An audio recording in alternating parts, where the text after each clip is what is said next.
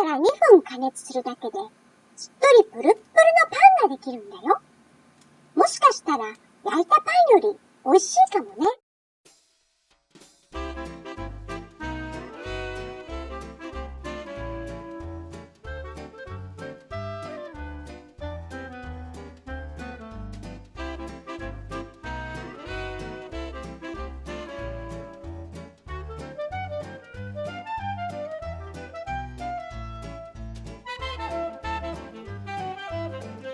チャンネル登録お願いします。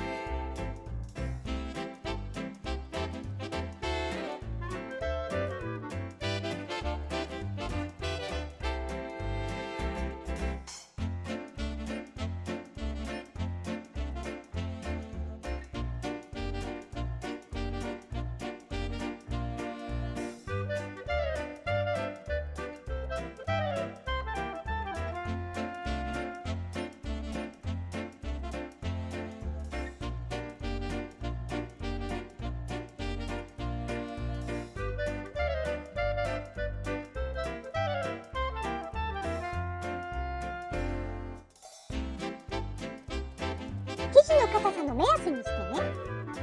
母ちゃんのブレンド米粉にはキサンタンガムが入っているんだ。キサンタンガムを入れると粘度が高くなるんだよ。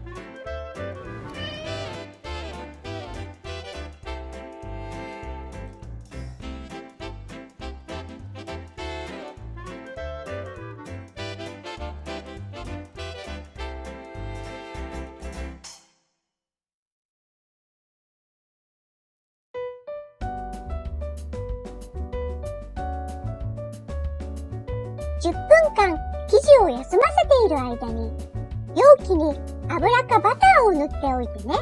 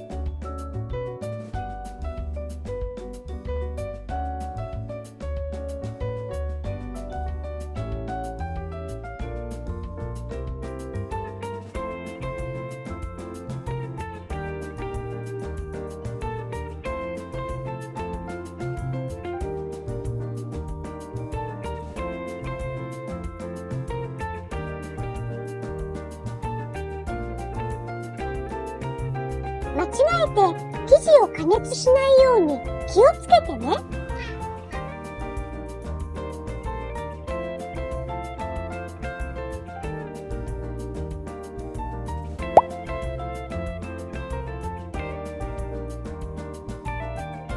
しっかり膨らんだね。美味しそうだ。